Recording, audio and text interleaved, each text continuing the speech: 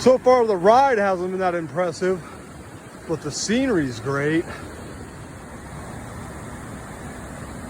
You gotta be a rugged ass motherfucker to live up there. Across the river.